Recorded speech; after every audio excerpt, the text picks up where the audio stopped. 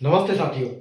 बच्चा टाइपिंग में पैनिक होता है ये तो सुना था, लेकिन आरआरबी भी पैनिक हो रही है एग्जाम की डेट निकालने में।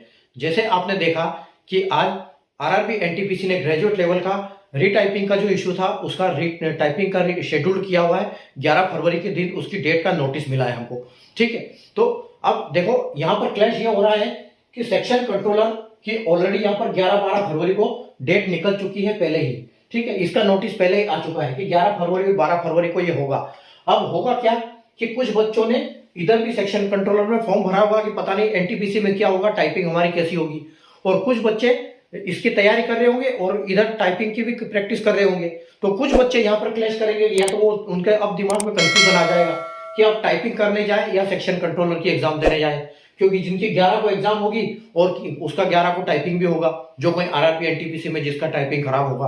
हालांकि बच्चे वहां पर बहुत कम मिलेंगे, लेकिन क्लच तो हुआ है कि कहीं ना कहीं आरआरबी ने ये यहाँ पर बिना देखे या फिर कुछ सोच समझ कर, बाकी क्या होता है कि उसका जब सिटी इंटीमेशन आता है तभी हमको एक्चुअल डेट पता लगी, एडमिट कार्ड आएगा तो किस हिसाब से मैनेज किया होगा आरआरबी ने, वो कुछ ना कुछ जरूर किया होगा, वो हमको बाद में पता लगेगा। लेकिन अभी फिलहाल हमारे दिमाग में ये ख्याल आता है कि ये क्वेश्चन रेस होता है कि 11 तारीख को ये भी हो रहा है, 11 तारीख को एनटीपीसी की ग्रेजुएट लेवल की टाइपिंग भी हो रही है। ठीक है, तो पहले जैसे मैंने वीडियो बनाया था एनटीपीसी के ऊपर, अगर आपने देखा है, ठीक है, तो सेक्शन कंट्रोलर वर्सेस ये मैंने अभी लिखा है, और उसमें देखा था कि 4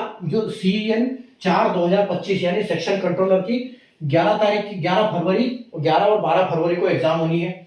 CN 1/1/2025 यानी कि असिस्टेंट लोको पायलट की 16, 17, 18 फरवरी को एग्जाम होनी है। और अगर CN 5/2025 की बात करें तो ये 19, 20 और 3 मार्च को ये एग्जाम होनी है।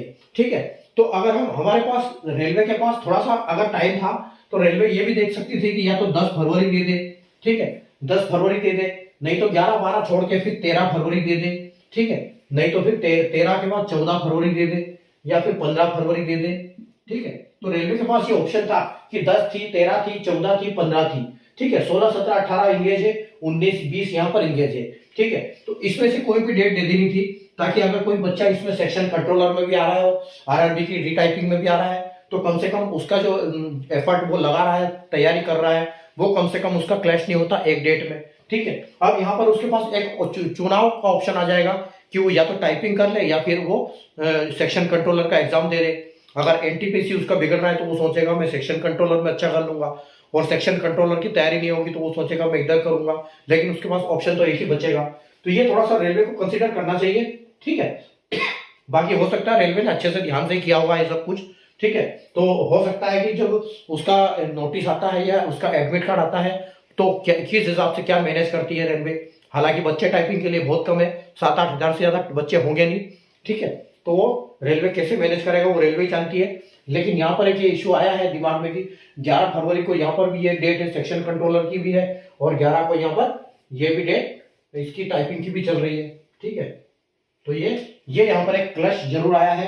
तो थोड़ा सा रेलवे ने पता नहीं किस हिसाब से किया है, या रेलवे से चूक हुई है, या हो सकता है कि ऐसे जो वीडियो कई सारे टीचर्स ऐसे वीडियो बना रहे हैं मेरी तरह, तो उनका भी ये जब रेलवे के पास पहुंचेगा तो फिर रेलवे के दिमाग में आएगा, रेलवे हो सकता है कि इसको भी कुछ आगे पीछे करे, रीशेड्यूल करे। अब हो सकता है अगर इसको रीशेड्यूल करे तो ठीक, अगर इसको रीशेड्यूल करेगा तो इसके पीछे ये लगी, इसके पीछे ये लगी, फिर सारी गड़बड़ा जाएगी। तो उससे अच्छा है कि टाइपिंग उसकी 10 को कर देनी चाहिए टाइपिंग। अगर 10 को भी होगी तो 10 को अगर टाइपिंग भी होगी तो ये सबसे बढ़िया बात होगी।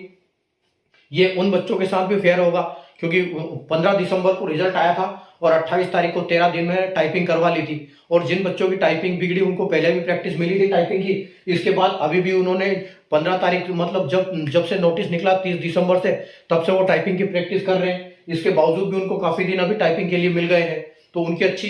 तो ये जो पहले 28 तारीख को बच्चों ने टाइपिंग दी है और अपनी टाइपिंग जिसने रीशेड्यूल नहीं की है, ठीक है, उनके लिए ये अनफेयर होगा इन बच्चों के वजह। ठीक है, तो रेलवे को 10 तारीख को कर देना चाहिए, अगर 11 को नहीं तो 10 को उसको टाइपिंग करवा देना चाहिए, सबसे बढ़िया डेट। और इस डेट को खत्म करके ये अपनी एज इट इज शेड्यूल रहना चाहिए, इनमें कोई छेड़छाड़ ना करे तो बढ़िया है। बाकी रेलवे के ऊपर है कि रेलवे क्या करता है। मेरे हिसाब से तो ये सही है कि 10 को टाइपिंग होती तो सबसे अच्छा होता।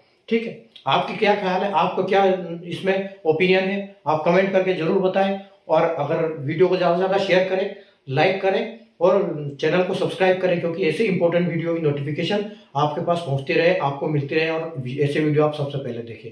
Thank you.